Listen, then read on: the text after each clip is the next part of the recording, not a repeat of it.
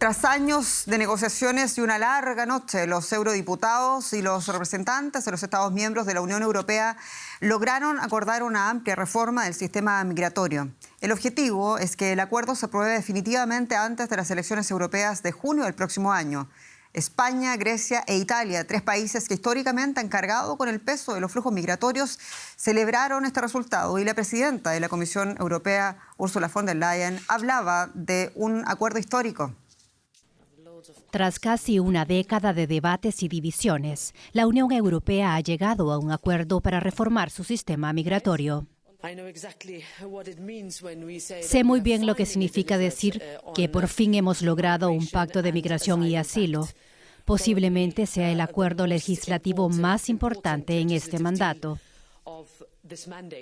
La reforma incluye procedimientos más acelerados para resolver la situación de inmigrantes irregulares, nuevos centros de detención fronterizos y deportaciones más rápidas de quienes no tengan derecho a asilo.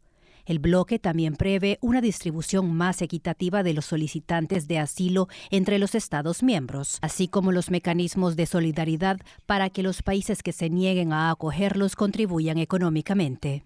Para Katharina Woolard, experta en política migratoria, esta no es una buena noticia para Europa. Las personas que buscan protección en Europa van a enfrentarse a una normativa más dura y restrictiva. Muchas se van a encontrar en situaciones similares a las que vemos ahora en las islas griegas. Personas retenidas o de facto, detenidas y sometidas a procedimientos de asilo muy deficientes, o quizás incluso sin acceso siquiera a esos procedimientos.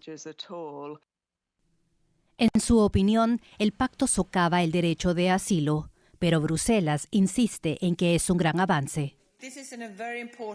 Es una respuesta muy importante para los ciudadanos de la Unión Europea que llevan tiempo esperando una solución.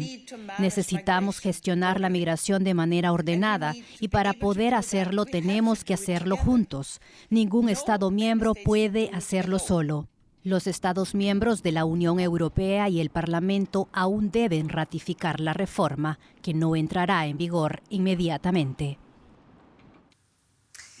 Más control y cuotas. El nuevo acuerdo regula todos los pasos de la cadena de recepción de demandantes de asilo, desde la llegada hasta su acogida o incluso el rechazo.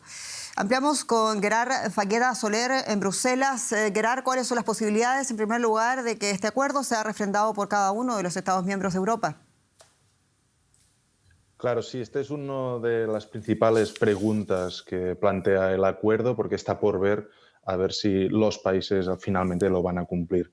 Hemos visto que en el pasado se han vulnerado de forma reiterada los tratados y Hungría, por ejemplo, que ya se opuso a votar a favor de este acuerdo entre los 27, ya ha amenazado en no cumplirlo, ni en acoger los inmigrantes que le tocaría, ni a contribuir económicamente en este sentido. ¿Y cómo se logró superar la compleja postura de Francia? Francia, sí, exacto. Finalmente pareció que había endurecido su postura y que quería una ley más restringida contra la entrada de inmigrantes. Pero no es solo Francia, ¿eh? En general, todos los Estados miembros querían una postura más dura contra la acogida de inmigrantes y en la otra parte se encontraba el Parlamento Europeo, que quería garantizar que se respetaban los derechos humanos en las fronteras. Pero como en Francia y en muchos gobiernos, lo hemos visto en Alemania o Países Bajos o en países donde la ultraderecha directamente ha estado gobernando, la extrema derecha y el discurso anti-inmigración ha influido mucho y ha potenciado que salga una ley muy dura contra la acogida de inmigrantes. Gerard, este pacto no afectará a todos los estados por igual. Fíjate que se distribuyen un mínimo de 30.000 solicitantes de asilo al año, pero quedan excluidos a quienes que ya afronten una elevada presión migratoria. Entonces, la pregunta, ¿quiénes serán los estados que deban cumplir esta meta una vez se apruebe? Claro, los estados que ya sufren una elevada presión migratoria, como decíais, por ejemplo, España, Italia o Grecia, o incluso los países del este o Alemania, que es donde muchos inmigrantes acaban yendo a vivir, ya superarán, digamos, de sobras este repartimiento, y los otros países, como podría ser, por ejemplo, Países Bajos o Austria, o países que normalmente no reciben directamente inmigrantes, tendrían que ayudar en este repartimiento de inmigrantes. El tema es que esta solidaridad de reparto de inmigrantes no es obligatoria, sino que es a la carta, y estos países, a cambio de no recibir inmigrantes, solo tendrán que pagar una cantidad de dinero o ayudar de forma humanitaria o económica en la acogida de estas personas en los países donde lleguen. Entendemos, Gerard. Falleda Soler, muchas gracias en Bruselas. Gracias a vosotros.